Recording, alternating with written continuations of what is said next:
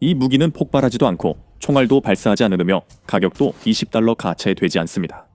하지만 우크라이나 전선에서는 이 무기가 러시아 드론을 능가하며 첨단 전쟁의 판도를 뒤집고 있습니다. 드론이 전장을 지배하고 있는 상황에서 말이죠. 카미카제 FPV부터 장거리 채공 탄약까지 이 드론들을 막는 것이 발사만큼이나 중요해졌습니다.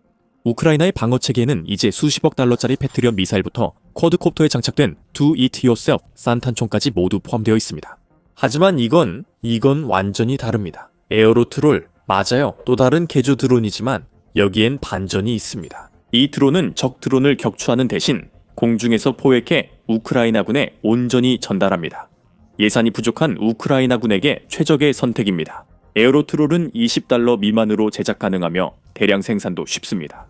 우크라이나의 드론 전쟁이 더 창의적일 수 없다고 생각했지만 이 기술이 모든 것을 바꿨습니다. 만약 저렴한 전장 해킹 기술이 현대 전쟁을 어떻게 바꾸고 있는지에 관심이 있다면 더 밀리터리 쇼를 구독해주세요. 우리는 내일의 분쟁을 형성하는 전술들을 분석해드립니다. 에어로트롤이 실제로 어떻게 작동하며 왜 우크라이나 최전방 부대의 게임 체인저가 될 수 있는지 살펴보겠습니다. 우크라이나와 러시아 드론의 전투는 두 개의 뚜렷한 전장에서 진행되고 있습니다. 한편으로 우크라이나는 전선에서 멀리 떨어진 도시와 주요 기반 시설을 겨냥한 러시아 미사일과 카미카제차란 드론의 야간 장거리 공격을 막아내야 합니다. 이곳에서는 패트리엇과 아이리스-T 같은 미사일 기반 시스템과 전투기 및 헬리콥터에서 발사되는 공대공 미사일을 조합해 사용합니다. 전자전 장비와 독일의 게파르트와 같은 차량에 탑재된 이동식 기관총 기반 시스템도 사용합니다. 이 모든 것들은 레이더, 열 감지, 심지어 음향 탐지 시스템으로 구성된 네트워크의 지원을 받아 접근하는 위협을 식별하고 추적해 격추할 수 있도록 합니다. 반면 최전선에서는 드론의 위협에 대처해야 합니다. 이 방정식에는 두 가지 측면이 있는데 바로 정찰 드론과 카미카제 First Person View 드론입니다. 양측 모두에게 해당됩니다. 정찰 드론은 전장과 그 바로 뒤에서 작전을 수행하는 데 있어 매우 중요한 역할을 합니다. 러시아가 2022년 2월 처음으로 우크라이나를 침공한 이후 러시아의 정찰 드론들은 전장과 그 주변 지역을 정찰하며 러시아의 포병, 활공폭탄, 드론이 공격할 표적을 식별해내 왔습니다.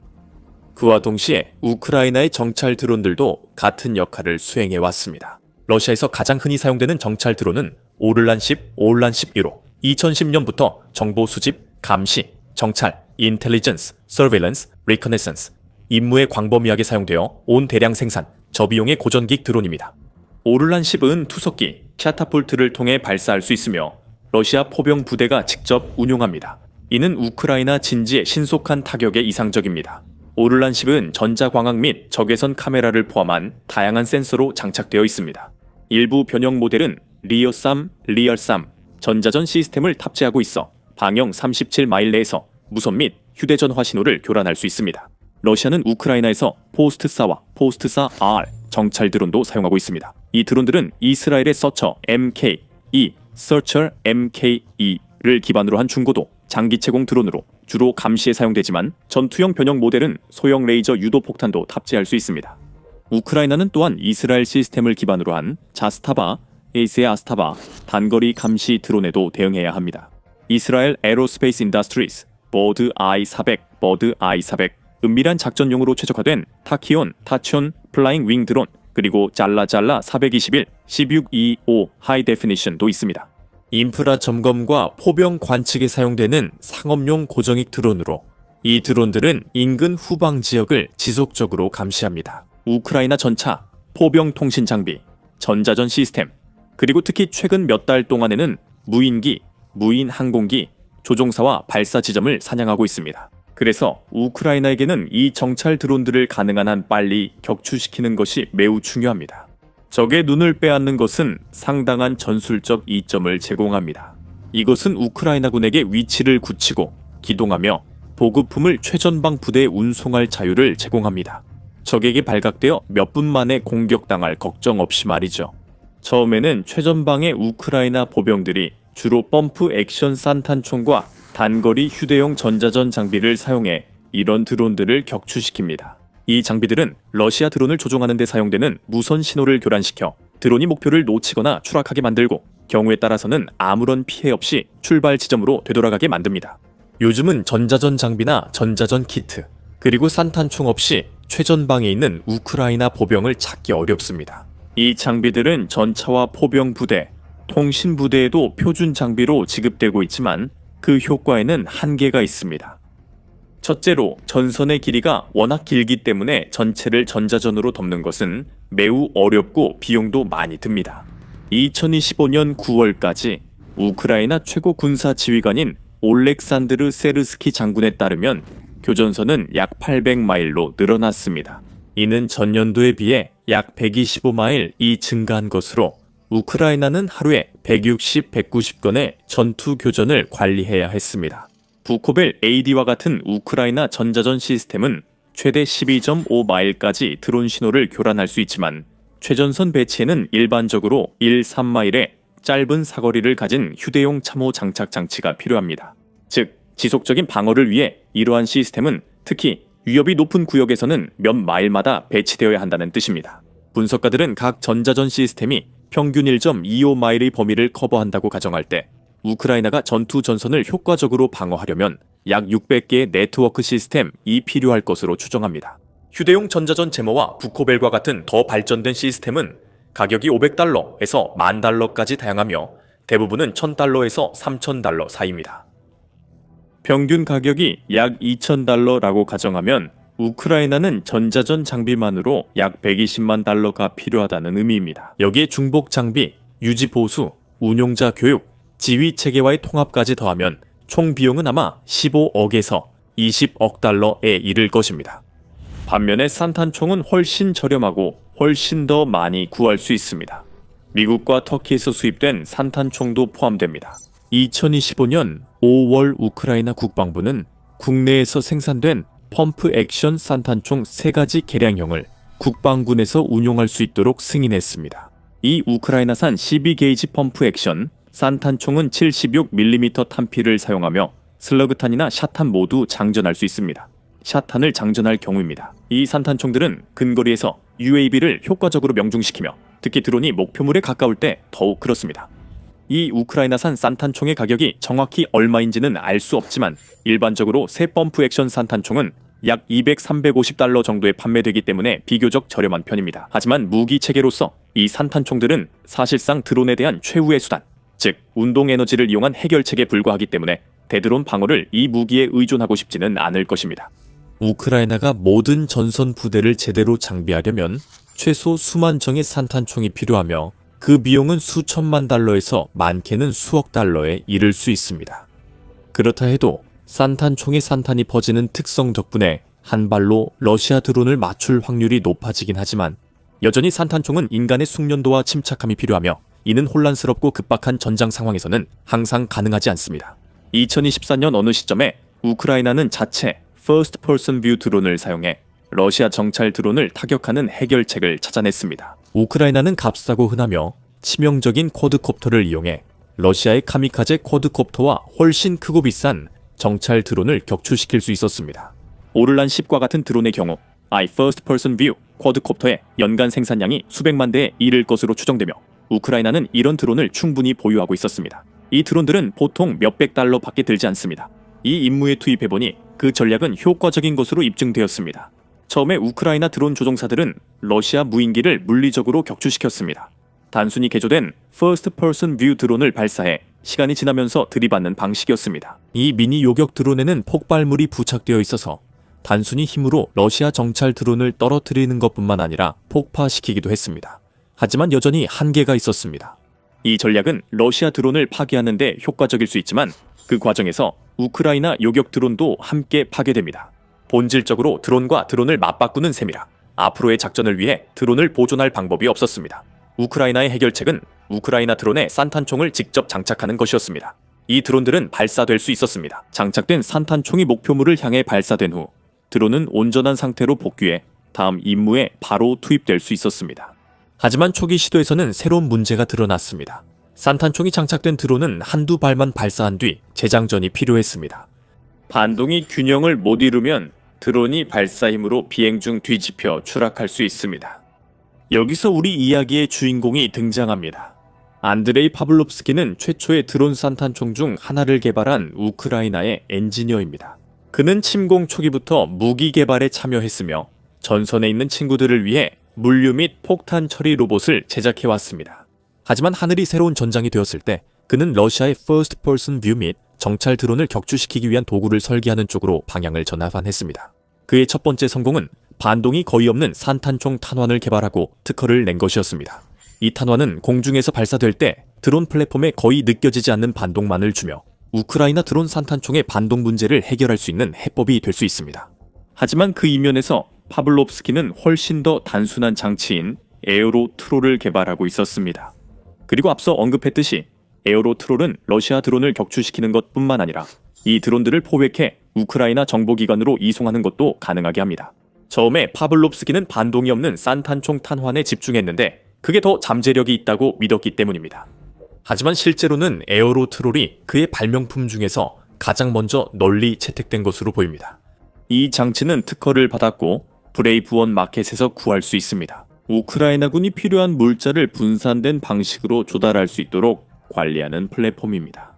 파블롭스키에 따르면 개당 약 18달러 50센트에 이미 수백 대의 장치가 전선의 군부대에 공급되었습니다. 이 장치를 효과적으로 사용하기 위한 전술을 개발하고 드론 조종사를 훈련시키며 시스템의 추가 개선을 위한 피드백을 제공할 수 있도록 하기 위해서입니다.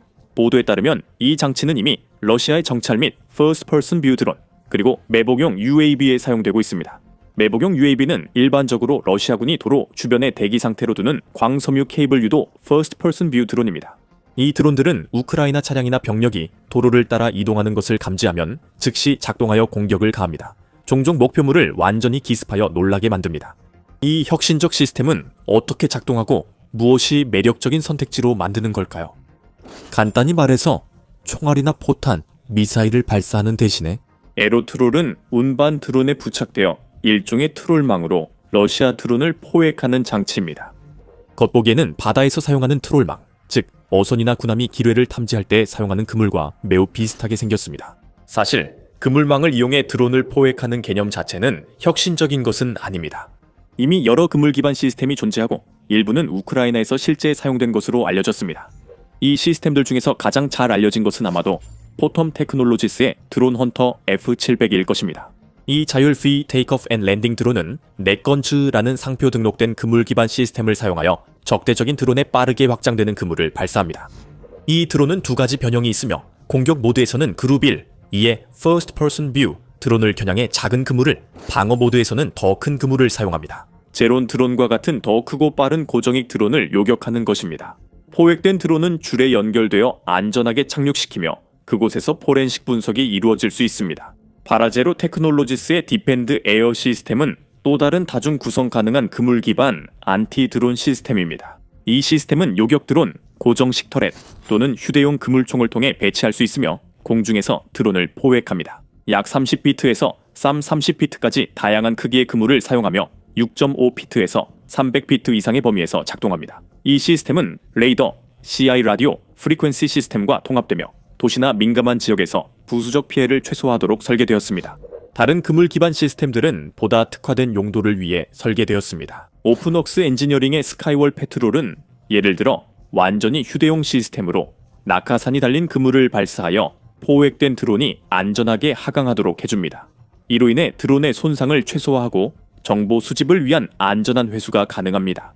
마찬가지로 온다스의 아이언 드론은 인공지능이 탑재된 자동화 드론으로 탄도 그물과 낙하산을 사용해 적대적인 드론을 포획하고 안전하게 하강시킵니다. 러시아 역시 그물 기반의 안티 드론 시스템을 실험해왔으며 곧 보시겠지만 이러한 시스템은 에어로트롤 개발에도 일조했습니다. 넷코멧 시스템은 소형 요격 드론들로 구성되어 있으며 이 드론들은 공중에서 우크라이나 드론을 그물로 얽어매는 방식입니다. 그리고 러시아와 우크라이나 양측 모두 안티 드론 어망을 광범위하게 사용해왔습니다. 주요 물류 경로 위에 어망을 설치해 상대방 드론이 내려와 이동 중인 차량을 공격하지 못하도록 막고 있습니다. 이미 어망 기반 시스템이 시장에 나와 있어 에어로트롤은 많은 경쟁자와 경쟁 중입니다. 그러나 에어로트롤은 더 유명하고 비용이 많이 드는 다른 옵션보다 뚜렷한 경쟁 우위를 가진 몇 가지 핵심 기능이 있습니다.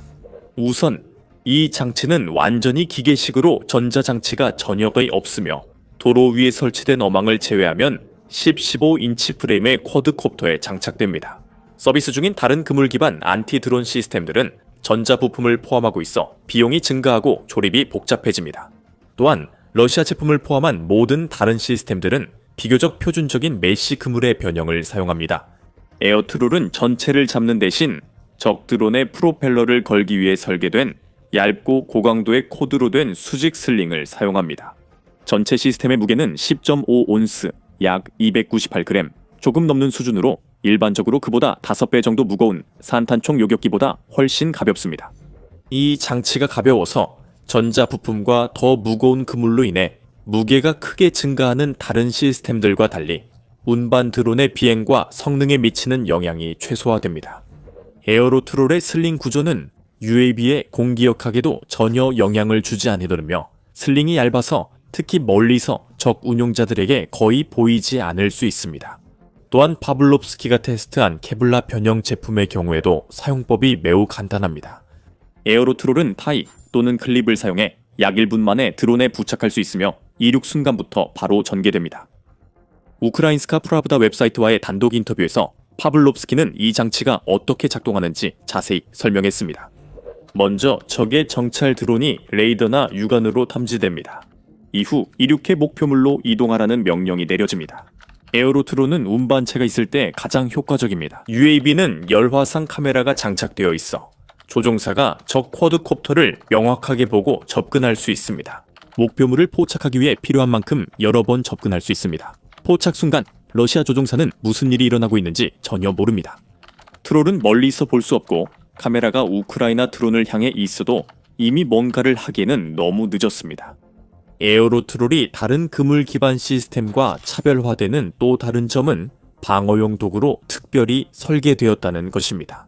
그리고 주로 파블롭스키의 말에 따르면 이 시스템은 우크라이나 진지위나 전선 바로 뒤에서 적의 정찰 드론이 큰 문제인 참호 속의 돌격 및 보병 부대를 위해 만들어졌습니다. 또한 저는 특수부대와 최전방 임무에도 집중하고 있습니다. 반면에 대부분의 다른 그물 기반 시스템들은 공격과 방어, 그리고 더 넓은 지역에서의 이중 용도를 위해 설계되었습니다. 예를 들어 장거리 제론 드론으로부터 인프라를 방어하는 것입니다. 이러한 방어적 최전방 역할에서 에어로트롤은 드론 대응을 위한 두 가지 옵션을 제공합니다. 트롤망은 러시아 드론이 걸린 후 분리되어 즉시 추락하게 할 수도 있고 또는 포획된 UAV를 운반 드론이 후방으로 이동시켜 배터리가 방전되면 연구를 위해 회수할 수도 있습니다. 하지만 아마도 에어로트롤이 최전방의 우크라이나 군대에 제공하는 가장 큰 이점은 비용과 확장성일 것입니다. 다른 시스템과 비교하면 18달러 50센트라는 가격은 정말 저렴합니다. 스카이월백 휴대용 발사기는 약 2만 달러에 달하며 실제 그물 발사체 가격은 제외한 금액입니다. 디펜더와 드론 헌터 시스템은 각각 수만 달러, 많게는 수십만 달러에 이를 것으로 추정됩니다. 그리고 우크라이나의 바르타 드론 헌터조차도 이는 산탄총을 기반으로 한 드론 요격기입니다. 비교적 저렴한 325달러의 가격이 책정되어 있지만 여전히 에로트롤보다 17배나 비쌉니다.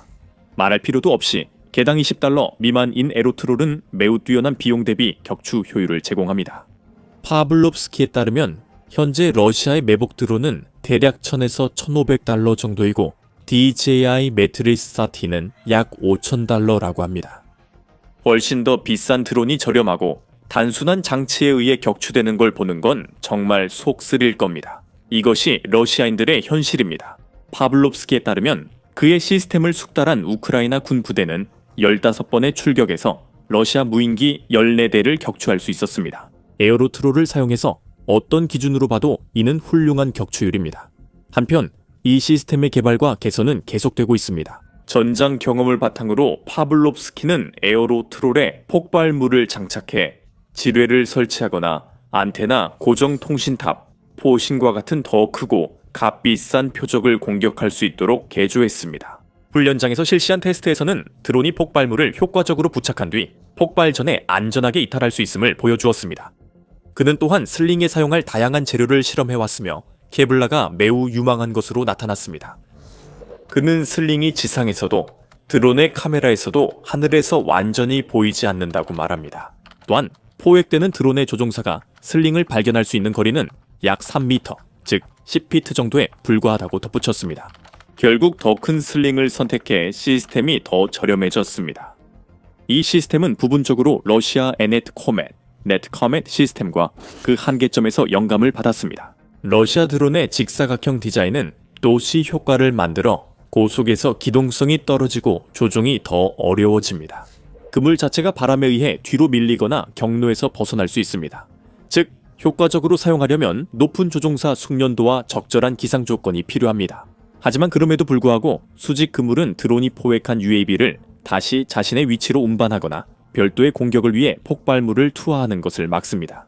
2015년 일본에서 비슷한 설계를 선보였고 비슷한 문제를 겪었던 우크라이나 드로나리움 드론 아카데미 팀도 파블롭스키에게 영감을 주었으며 에어로트롤 개발에도 참여했습니다. 그는 완전히 새로운 접근 방식으로 10년 된 설계 문제를 해결할 수 있었다고 회상했습니다. 우리는 드로나리움 훈련 아카데미 전문가들과 몇 가지 테스트를 했고 그들은 큰 관심을 보였습니다. 저는 에어로트롤 드론 포획 시스템을 아카데미 훈련 프로그램에 도입하자고 제안합니다. 이렇게 많은 이점을 제공하고 우크라이나 군과 함께 인상적인 첫걸음을 내디딘 만큼 에어로트롤의 다음 진화 단계는 양산입니다. 하지만 이 점에 있어서 파블롭스키는 분명히 더 많은 인력이 필요할 것입니다. 기술 훈련이 없는 한 사람도 하루에 최대 10개의 에어로트롤을 생산할 수 있습니다. 하지만 그는 지금까지 모든 에어로트롤을 혼자 만들었습니다. 생산을 확대하려는 계획이 실제로 진행 중이며 누가 알겠습니까? 다음에 우리가 에어로트롤에 대해 보도할 때는 우크라이나와 아마도 많은 동맹국들에 가장 널리 보급되고 잘 알려진 무기 중 하나로 소개하게 될지도 모릅니다. 물론 저희는 드론 전쟁의 모든 최신 소식을 계속해서 전해드릴 것입니다. 그러니 채널을 구독하고 알림을 설정하셔서 놓치는 일이 없도록 하세요. 시청해주셔서 감사합니다.